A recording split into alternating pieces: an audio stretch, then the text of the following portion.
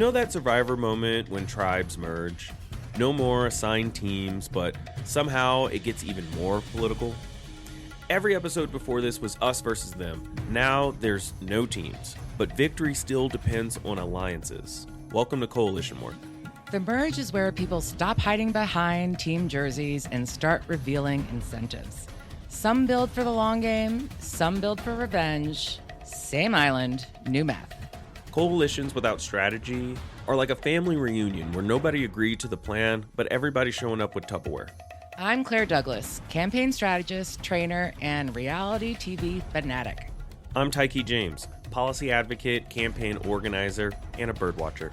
This is Outwit, Outplay, Outorganize, where we turn Survivor moments into campaign strategy lessons. Okay, quick Survivor mechanics for those of you who haven't watched. After the merge, it's basically every player for themselves. No more team immunity. You're managing votes, relationships, and sometimes idols. If you're voted out, you don't go home, you actually join the jury. Jurors watch the end of the game and vote at the final tribal to pick the winner. And whether you watch Survivor or not, you're in the right place. We take those game mechanics, how Claire explained, the votes, the alliances, the pressure, and translate them into real-life organizing and campaigning. Last episode, we gave you a filter that saves years off your life. Don't chase the noise. Count the votes. Find the decider. Frame everything behind the deadline. Target the person who can actually give you what you want on the timeline that matters. And we named the other big thing, your information economy. Sharing principles widely while sharing timing narrowly, so the right people know the right thing at the right time. So today is the next problem you hit the moment you do all of it correctly. You realize you can't win alone, and you need a coalition. And coalitions are where good strategy goes to either get solidified or get melted into a group chat. Here's the thesis. After the merge, you win by not getting voted out that round through purpose, structure, and timing, not feeling. But keep in mind that you can't piss off the people you vote off too much because you still need them to vote for you at Final Tribal. That is another reason I always say there are never any permanent friends nor permanent foes.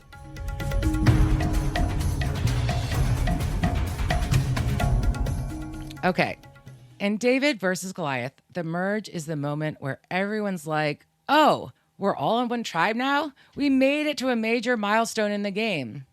And the game is like, that's adorable.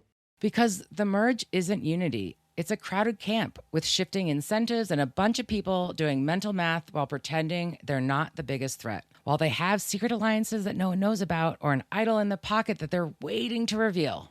To me, I think the merge signifies that you really start playing strictly for yourself. In campaign terms, this is when people who usually don't work together suddenly share a tent. And for campaigns, that means there's a group of people or organizations that are sharing the work on an issue together. And post-merge, aka when you have a big coalition, that is when freelancing starts. Not always betrayal, usually just misalignment. Funding pressure, reputational pressure, media pressure. Somebody needs their organizational name on the quote. That's campaign individual immunity. Oof, and it is a stressful thing to see. And then don't forget the jury. Because when you're at the end of the game, the jury is measuring your whole season. How you played, how you treated people, how you built trust. In Survivor and in campaigns, it's not about what you win. It's about how you win. Which is why structure isn't boring, it's reputational, it's durability.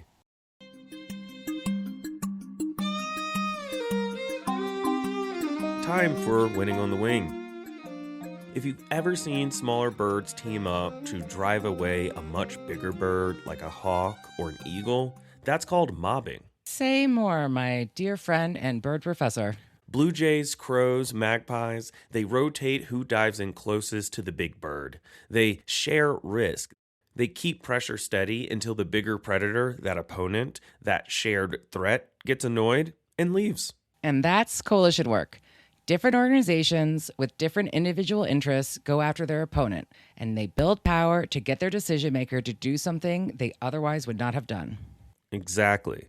When you share risk, Rotate roles. You can keep the pressure consistent. We can learn from nature. This is nature's way of saying, stop trying to one-on-one with an eagle. Use your slingshot. And in this case, your slingshot is working together. Bird nerds unite. Solidarity.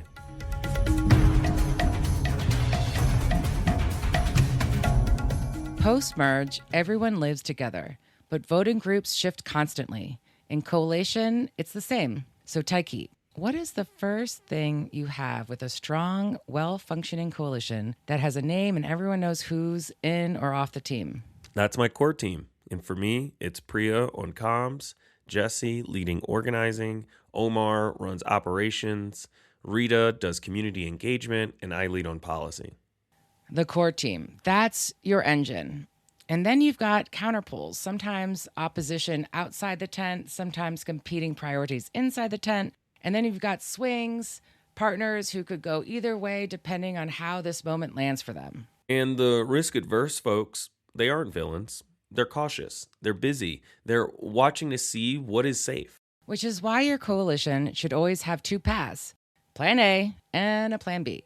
So you don't collapse if one partner gets shaky or pulls out before the action or decision. That's count and clock, but for coalition building. Same rule, just higher stakes.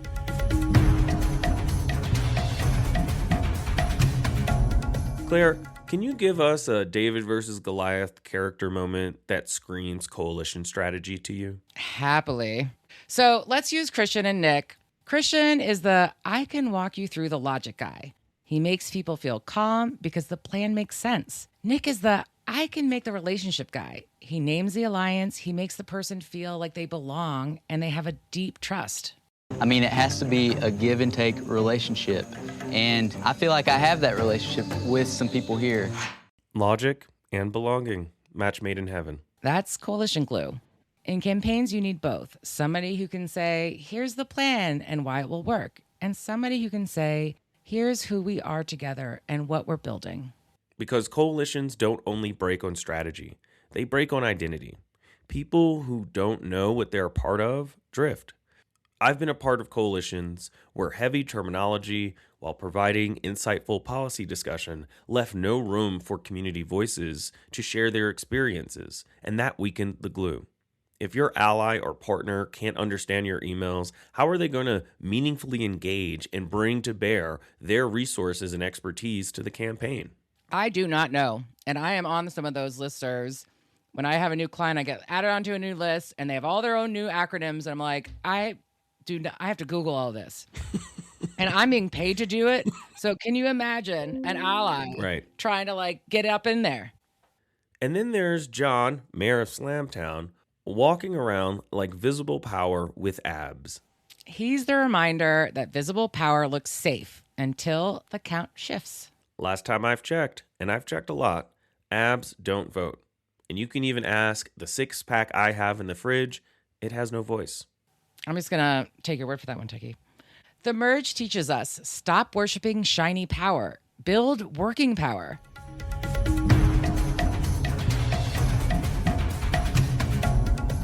So here's what the merge teaches us. In Survivor, the merge changes the game. New dynamics, new incentives, and suddenly, new alliances are forming. Old teams don't automatically hold.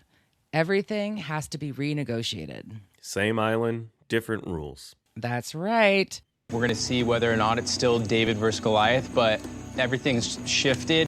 And that's exactly what happens when you launch a coalition in a campaign setting. New organizations, new power dynamics, new pressures, people who've never worked together before are suddenly sharing a tent. Which means assumptions are met with reality and realities break fast. So just like after the merge, you don't start with vibes, you start with clarity. And yeah, I like it because it's clarity. Get it? You know, you could have called it like the new clarity fundamentals, the fundamentals of being clear. I don't know. Yeah, I regret my decisions until now. So the first thing a coalition needs is a strategy statement, not a mission statement, not shared values, a strategy statement. One short blurb that tells everyone, who are you organizing? What are you trying to win? How are you going to win? And by when? So this isn't the place for, We believe in equity, community, and vibrant futures. Nope, that's a negative. Values matter, but that's not strategy. Your strategy statement sounds like this. We are organizing who, to pursue what, by how, to achieve, insert your goal, by when. And that's it. Simple, painless, necessary. And here's the rule. If your coalition can't agree on that one sentence, you don't have a coalition. You have a recurring meaning. Second, values mapping. Before tactics, ask what's not negotiable, what's flexible, what's a deal breaker.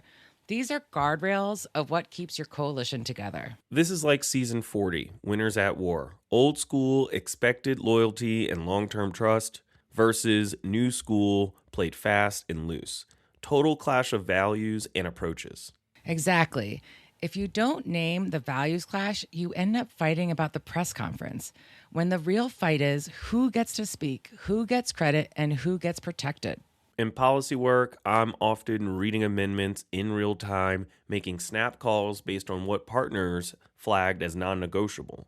So if there is bad language, we're unified against it, maybe for different reasons, but still unified. And that's it. Values mapping becomes your compass. Then translate that map into one or two norms. Plain language like, we don't need solo credit. We center impacted voices in public moments. We clear quotes through a comms lead. Shocker. Norms are invisible power. You're making how we do things feel normal. Third, structure. Draw a coalition map and make it a visual. Think of a snowflake. Hubs are the planners. Spokes are the close allies. The outer rings are partners you activate for key moments. And name the opposition so we're honest about what we're up against. Then your roles. Roles and backups, because campaigns are run by humans and not robots. Okay, here's an example. If Priya is coordinating the press, well, I can update the fact sheets. Rita, she can lead organizing the community voice. Omar can back up Priya on press, and Jesse can step in for Rita if needed. Like literally, just what you said right there prevents 80% of all coalition breakdowns. This is where episode 4 comes back. You already know about the lanes. Share principles widely, share timing narrowly. So then from there, you set up your information flow. Starting from open, thinking broadly about who should know, the meeting times, point of contacts, and then you move more narrowly to who's on the need-to-know basis, things that are finalized in the last few hours.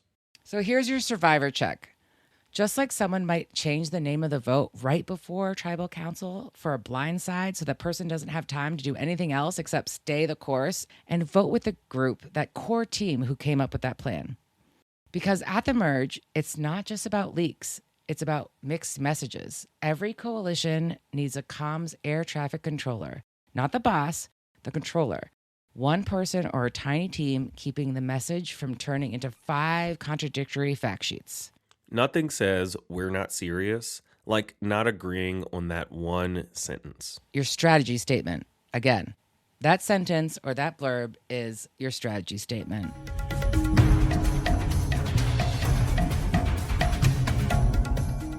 Name the type of power you're using each round. Think about visible power, formal decisions, votes, hearings.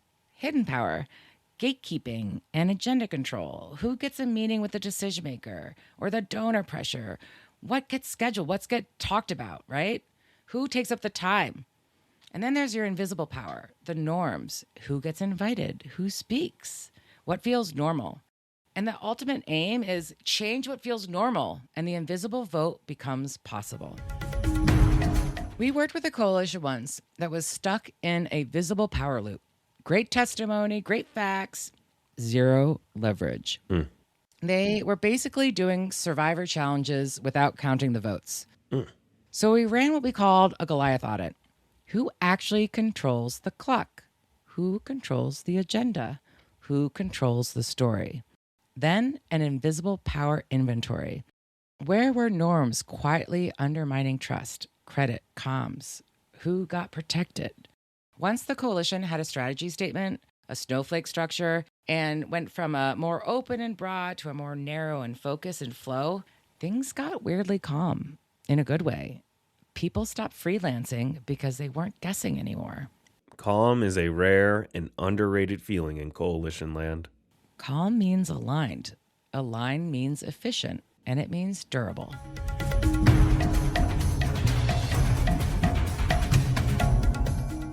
When I led the campaign to stop offshore drilling in the Atlantic, this was in 2013 under Obama, which held under Obama, under the first Trump administration, got stronger under Biden, and one actually just a month ago under Trump again. We built a coalition that was weird on purpose. I wanted to put together non-traditional allies. Yes, of course, along with the green groups who had no power, coastal businesses, fishermen, tourism, local elected officials, climate groups. Not everyone shared ideology, but they shared the same goal: protect the coast. The win came from structure and sequencing. Different partners led at different moments. Business voices carried one kind of credibility, local officials another, fishermen another, and so on. And the organizers within the campaign, they kept the pressure alive. Just like mobbing a big old bird. Exactly. We rotated things like lobby days. We would have businesses come to DC and meet with decision makers one month and local mayors and state reps the next. Again, rotate who flies closest. Keep pressure steady. All right, here's another example. Keystone XL Pipeline. You had indigenous nations, landowners, ranchers, climate groups, youth organizers, very different constituencies, but they held a long arc across legal, permitting, and narrative fights. From what I understand, they didn't win because everyone thought the same thing about everything. They won because people owned pieces of the strategy, and they stayed in it long enough for the permitting and political clock to turn, and the project was ultimately canceled. Look at that.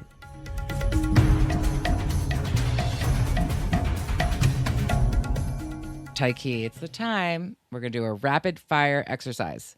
Hypothetical coalition, real problems, what's breaking recently, numbers, timing, or norms. So I'm working with this coalition, and we are working to get a good vote out of committee, and the numbers are close. Timing is fuzzy because they haven't scheduled the vote yet, and norms with the coalition are mushy to say it best. Nobody knows who's confirming the speakers to testify. Which probably means you don't have a plan yet, which honestly you could probably do now even though you don't know the date. So let's say if the vote were tomorrow or tonight, whatever it is, what fails first? Well, as things are still slightly coming together, logistics would fail first. I feel like we're going to show up with two different messages with no confirmed speakers to testify on the bill that would actually impact our target's vote. So when you don't have the date, this is when having a plan A, B, or maybe even C really comes into play. So let's talk about what you think the smallest fix would be with the biggest impact. Right now, I'm thinking of pulling together a short one-pager that outlines what needs to happen and who is responsible for doing what by when. For example, who owns press, who's their backup, who are the speakers, and who are their backups if the hearing lands on a time or day that they're not available to testify. Okay, obviously that's music to my ears, but how do you know if it worked? So sure, you put pen to paper, then what? Well, then coalition partners have firm agreements as to who's doing what by when, and we have approved quotes by the end of the day from all partners so that we're ready to follow up our action with the press release. And how would doing something like this impact your work? Well, it would change a lot of things from being ambiguous. We don't know when the hearing is happening, and we don't know what to do, but we know that the vibes are great, and yet we know we need to turn this into a feeling that we have a plan and that we're ready to execute that plan whenever we get that hearing scheduled. Yeah, I feel like this is like a Colin Powell thing, whatever. It's like there's the known knowns, there's the known unknowns, there's the unknown unknowns, right? Like if you have a known unknown, that's great. Start. Go. Like you can have that rapid fire. You know, we do a lot of climate work and clean energy work at New Fundamentals. So if there's a hurricane season, a fire season, there's going to be a lot of like reliability energy during winter storms. Like it's a known unknown. We don't know when it's going to happen, but we sure as heck can get the press toolkits, the rapid response, right? Like we can actually figure out all those mechanics way ahead of time. Perfect. All right. So given all that, what is the takeaway here? What is the rule that you can take away from this discussion? If it is not owned and dated, it won't happen. Bingo.